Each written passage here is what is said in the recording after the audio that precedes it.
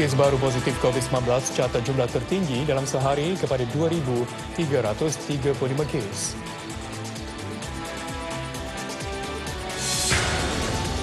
Bakal pengantin lelaki dihanyutkan ombak belum ditemui.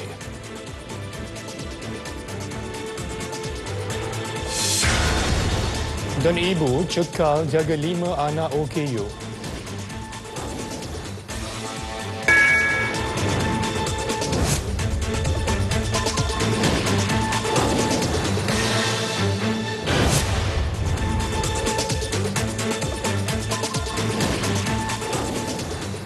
Assalamualaikum dan salam sejahtera. Malaysia mencatatkan kes harian tertinggi hari ini dengan 2,335 kes dilaporkan menjadikan kes keseluruhan di Malaysia mencecah 103,900 kes. Daripada jumlah itu, Kuala Lumpur mendahului kes baru sebanyak 728, diikuti Selangor 710 dan Johor 412 kes. Menurut Ketua Pengarah Kesihatan Tan Sri Dr. Nur Hisham Abdullah, 93% daripada kes dilaporkan di Kuala Lumpur adalah daripada kluster dan saringan kontak rapat yang aktif dijalankan di lapangan. Turut mencatatkan pertambahan sebanyak 11 lagi kluster baru dikenal pasti. Ia membabitkan 2 kluster masing-masing dikesan di negeri Johor, Selangor, Kelantan, Pulau Pinang dan Pahang serta satu lagi dikesan di Kuala Lumpur. 2 kematian dilaporkan hari ini di Sabah dan Melaka. Manakala 108 kes positif dirawat di unit rawatan rapi serta 50 kes memerlukan bantuan pernafasan. Satu majlis perkahwinan yang sepatutnya diadakan di Kampung Surau Haji Mat Zain, Marang, Terengganu siang tadi dibatalkan selepas bakal pengantin lelaki dikuatiri lemas. Kejadian berlaku pada petang semalam ketika mangsa yang berasal dari ceras ibu negara itu sedang mandi berseorangan di Pantai Kelulut sambil diperhatikan oleh adiknya. Malah ramai ahli keluarga mangsa juga sudah berada di rumah penginapan berhampiran sebelum berlakunya peristiwa malang itu. Hasil tinjauan mendapati pelamin yang siap dipasang hanya dilihat sepi tanpa pengantin.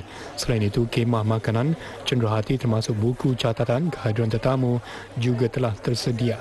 Kelibat bakal pengantin perempuan Fatin Nabila Huda Ismail, 27 tahun, juga tidak kelihatan.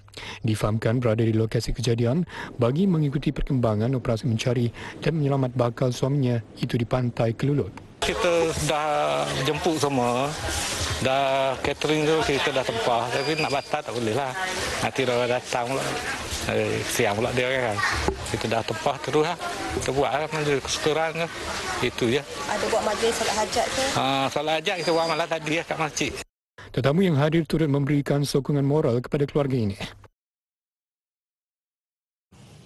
Baiklah, lagi mengenai kejadian lemas membabitkan bakal pengantin Naim Hariri Kamarudin.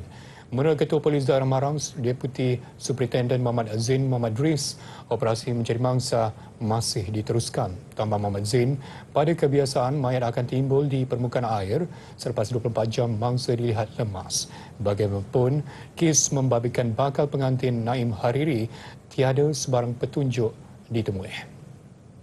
Kita akan buat pencarian secara all out. Semua elemen yang ada bersama saya sekarang akan digerakkan pada jam 6 petang ini dengan semua logistik yang ada pada kita. Kerana kita menjangkakan pada kebiasaan mengikut pengalaman mangsa lemas, kebiasaannya dalam tempoh 24 jam mangsa akan timbul.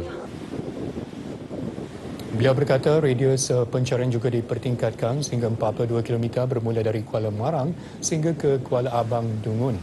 Tambah Muhammad Zain, operasi mencari turut membabitkan seorang lagi mangsa lelaki dari Hulu Terengganu yang dikuatiri lemas selepas mandi bersama 6 rakannya di Pantai Jambu Bongkok juga di Marang.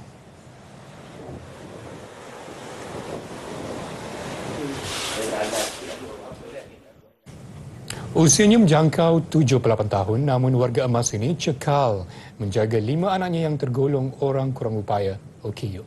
Beliau terpaksa menyara ke semua anaknya berseorangan selepas kematian suami 7 tahun lalu.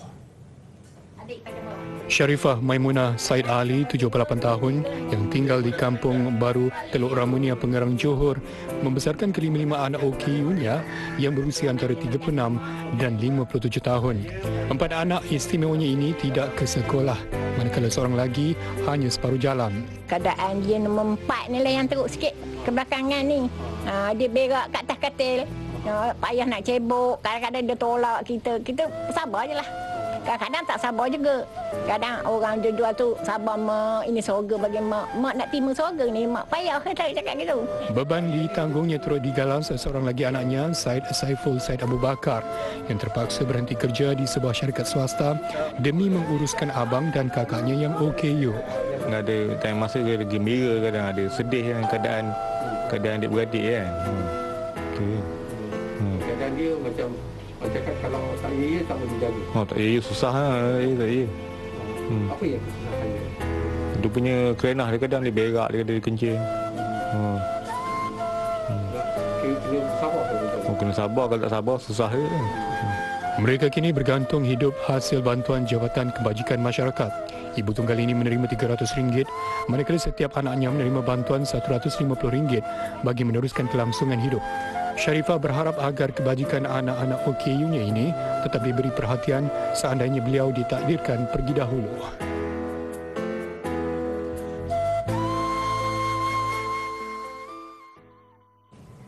Macam ada yang tidak kena. Rasa-rasanya hanya itu sahaja yang dapat dikatakan mengenai rampasan dadah di Pulau Pinang. Terbaru pada Rabu lalu, sejumlah RM25.8 juta dadah dirampas. Hasil soal siasat yang dijalankan ke atas suspek pertama telah mendedahkan lokasi sebuah premis kedai iaitu stor penyimpanan bekalan pelbagai jenis dadah di kawasan Taman Perindustrian Nibong Tebal, Seberang Terai Selatan, dan polis telah melaksanakan sembang kedua di premis kedai berkenaan dan telah menjumpai sejumlah dadah disyaki syabu, serbuk ekstasi, pil ekstasi, heroin base dan ketamin yang dianggarkan bernilai RM21.19 juta. Baki RM4.6 juta lagi dadah adalah jenis syabu dan dirampas daripada rakan suspek di sebuah lorong antara premis kedai di Taman Perindustrian Nibong Tebal juga pada Rabu lalu. Kedua-dua suspek warga tempatan. Menurut Datuk Syahabuddin, suspek adalah dalam sindiket pengiran dadah yang aktif sejak Jun lalu. Semua dadah dipercayai diambil dari negara jiran. 10 Disember sebanyak 2.1 tan dadah bernilai RM105 juta dirampas di perhampiran perairan Teluk Kumbar, Pulau Pinang. Sebelum itu pada 3 Disember, 249.3 kilogram dadah jenis metafetamin dan ekstasi bernilai RM10.53 juta dirampas maritim Pulau Pinang. Manakala pada September tahun lalu, 12 tan dadah dengan nilai RM2.4 bilion dirampas di Pelabuhan Butterworth dan adalah yang terbesar setakat ini. Seorang lelaki maut selepas kereta dipandunya hilang kawalan dan memasuki laluan bertentangan lalu bertembung dengan kenderaan dinaiki sekumpulan remaja yang dalam perjalanan mendaki gunung di Rembau Negeri Sembilan. Kejadian berlaku di kilometer 13.8 Jalan Seremban Port Dickson berhampiran simpang Kampung Batu 7, Sungai Sendayan. Timbalan Ketua Polis Daerah Port Dickson, DSP Muhammad Mustafa Husin berkata, mangsa yang maut dikenal pasti sebagai Pun Swee Long berusia 41 tahun, manakala 6 remaja yang kesemuanya berusia 19 tahun cedera. Kemalangan berlaku kira-kira jam 10.40 malam semalam ketika kereta dipandu Pun Siong Long dalam perjalanan dari arah Seremban menghala ke Port Dickson. Pun disahkan meninggal dunia di lokasi kejadian dan mayatnya dihantar ke Hospital Port Dickson untuk dibedah siasat. Mangsa yang cedera dibawa ke Hospital Sama dan Hospital Tuanku Jaafar, Seremban.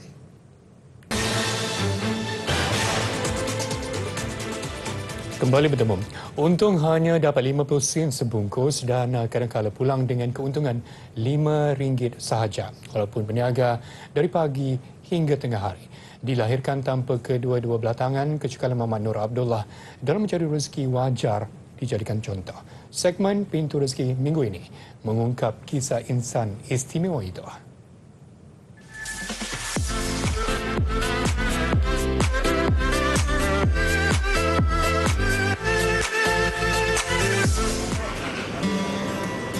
Muhammad Nur atau lebih dikenali sebagai Dek Smart membuka gerainya daripada jam 7 pagi sehingga 11 pagi di Ceras, Ibu Negara sejak Julai lalu.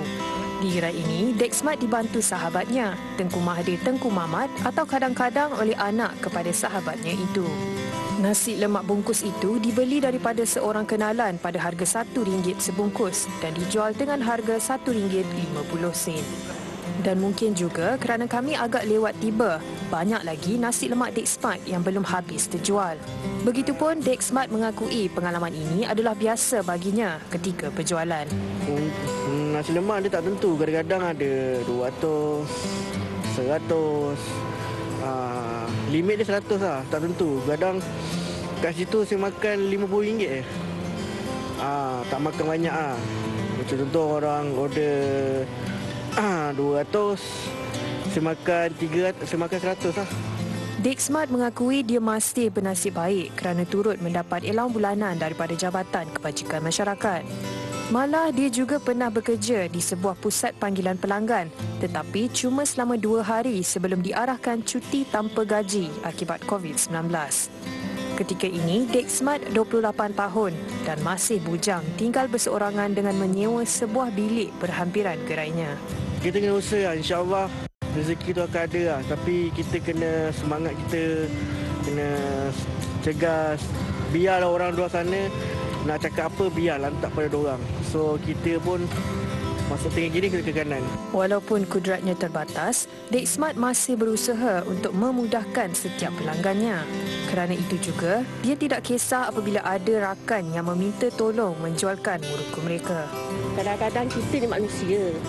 Kita tengok pada dia, kita kesian. Kan? Simpati. Tapi pada dia tak nak orang pandang simpati.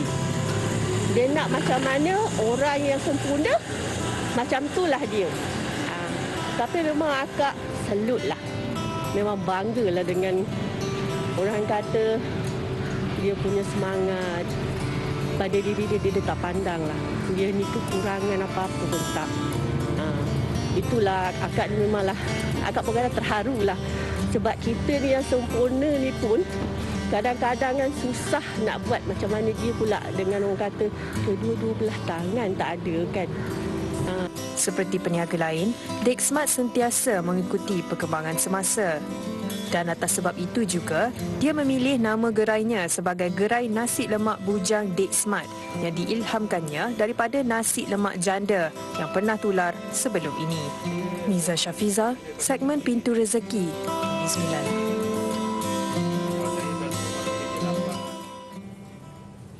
Akibat pandemik COVID-19, kumpulan anak muda yang menjalankan perniagaan bandel di Perlis turut terkesan. Bagaimanapun mereka tidak berputus asa dan mencari pendekatan lain dengan membina tapak baru di Pekan Lama Arau sekaligus menghidupkan kembali kawasan berkenaan yang sebelum ini sunyi.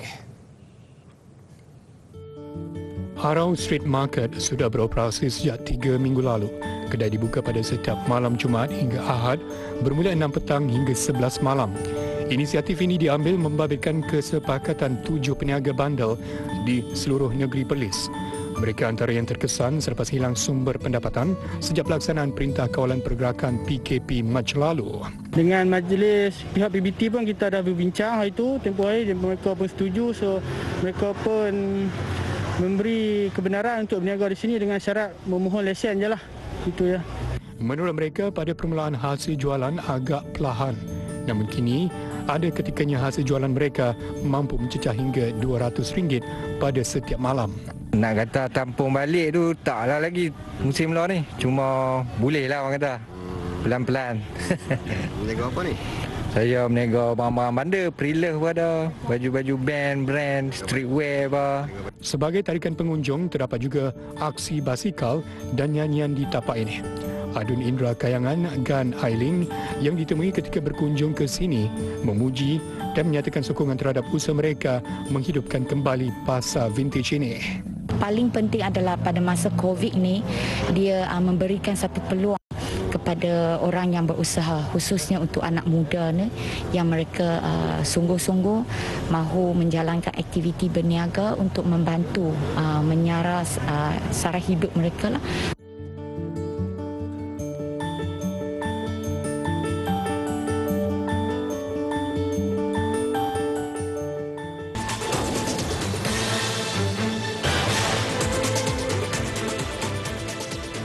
Sama ada perintah kawalan pergerakan bersyarat PKPB akan dilanjutkan atau tidak, ia akan diumumkan Perdana Menteri Tan Sri Muhyiddin Yassin dalam perutusan tahun baru 31 Disember nanti. Menteri Kanan Keselamatan Datuk Seri Ismail Sabri Yaakob berkata, perkara itu akan dibincangkan dalam mesyuarat jawatankuasa teknikal Isnin ini sebelum apa sahaja keputusan dimuktamadkan. Yang Berhormat Perdana Menteri, saya percaya dalam perutusan khas tahun baru nanti, Yang Berhormat saya yakin akan menyebutkan tentang PKP sama ada disambung atau tidak. Kalau disambung, apa dia, bagaimana bentuknya dan sebagainya. Semua detail tu akan dibentangkan oleh Yang Berhormat Perdana Menteri. Jadi kita tunggulah. Jadi saya beri suspend macam tu je lah dulu. Datuk Seri Ismail Sabri pagi tadi hadir ke Seri Pentas Bandar Utama. Ketibaan beliau disambut Pengarah Urusan Kumpulan Datuk Iskandar Mizal Mahmud. Datuk Seri Ismail hadir sebagai tetamu program Borak Kopitiam berkonsepkan bual santai dengan tajuk Sesi Istimewa Pak Long. Beliau menjelaskan sebarang keputusan yang akan diambil akan merujuk kepada laporan dan nasihat Kementerian Kesihatan. PKPB di Kuala Lumpur, Selangor dan Sabah sepatutnya berakhir 31 Disember ini.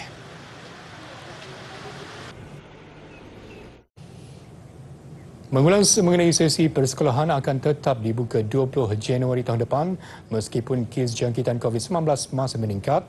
Datuk Seri Ismail Sabri berkata, sebarang perubahan ditentukan Kementerian Pendidikan. Setakat ni memang berdasarkan pengumuman yang dibuat oleh Kementerian Pelajaran. Memang kita buka 20 Januari ya setakat ini. Kalau kita lihat international school pun dah buka mulai Januari. Kemasukan daripada pelajar antarabangsa pun yang belajar di IPTA, IPTS pun kita dah mulakan pada bulan Januari. Jadi dari segi sekolah untuk lokal, untuk pelajar-pelajar di Malaysia ni, Kementerian Pelajaran lah yang akan menentukan kalau ada perubahan. Sebelum ini, Menteri Kanan Pendidikan Dr. Muhammad Razi Jidin memaklumkan pembukaan penggal pertama persekolahan 2021 bagi sekolah di seluruh negara ditetapkan pada Rabu 20 Januari 2021.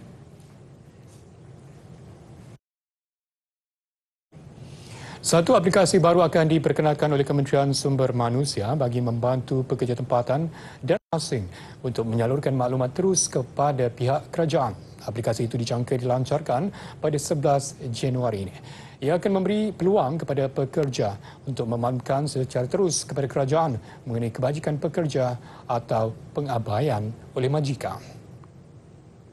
Hubungan dua hal di antara pekerja dengan kerajaan akan lebih erat dan mereka akan ada satu aplikasi yang mudah.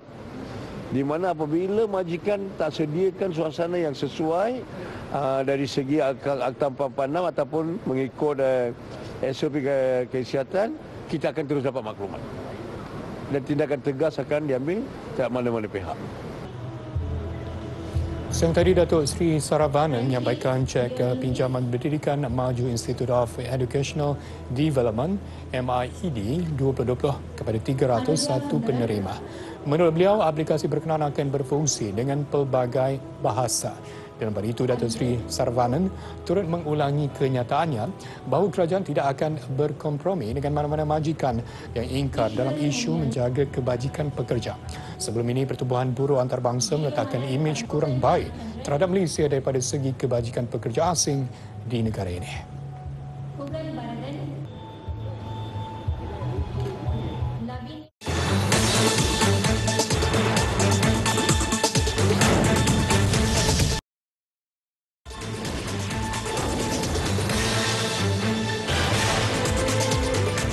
Sukan, jurulatih skuad polis di Raja Malaysia PDRM-FC yang baru, Mat Zan Mat Aris mengakui cabaran terbesarnya membentuk barisan pemain yang lebih mantap. Beliau yang mengikat kontrak selama 2 tahun bersama PDRM-FC berharap dapat membantu pasukannya yang tersingkir ke Liga Perdana musim depan untuk sekurang-kurangnya kekal dalam saingan Liga itu pada musim seterusnya. Manzan pernah membantu Terengganu menjulang kejuaraan berganda Piala Malaysia dan Piala Sultan Haji Ahmad Shah pada 2001. Beliau yang akan memulakan tugas secara rasmi bersama PDRM FC minggu depan tidak menolak kemungkinan mengekalkan pemain sedia ada sekiranya mereka dapat mempamerkan prestasi cemerlang.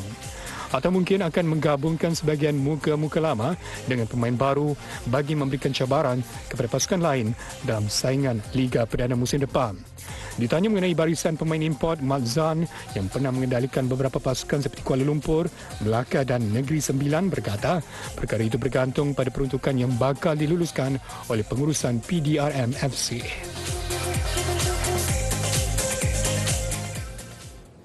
Perkembangan luar negara akan menyusul seketika nanti menerusi Global TV 9 bersama Zarif dan Hafiza. Teruskan dengan paparan utama malam ini. Baik, terima kasih Amin atas laporan dalam negara itu, dan pada malam ini anda terus bersama kami di Global TV 9 dan malam ini kita ada apa yang menarik, Zarif? Yes, kita ada banyak laporan yang menarik pada malam ini, antaranya bukan sahaja laporan mengenai tragedi, kejadian yang buruk tetapi juga kejadian-kejadian yang aneh juga yang akan dilaporkan pada malam ini. Betul, sangat menarik ya, laporan tular ataupun yang aneh yang berlaku di seluruh dunia.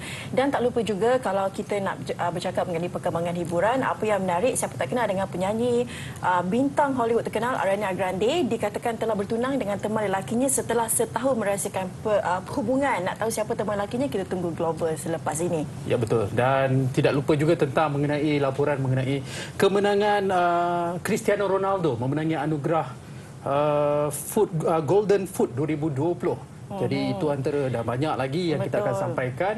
Kita kena berehat seketika dulu dan Global TV 9 akan kembali. Tapi sebelum tu Zarif dan peminat Global, kita lihat dulu dan saksikan dulu paparan utama Global malam ini.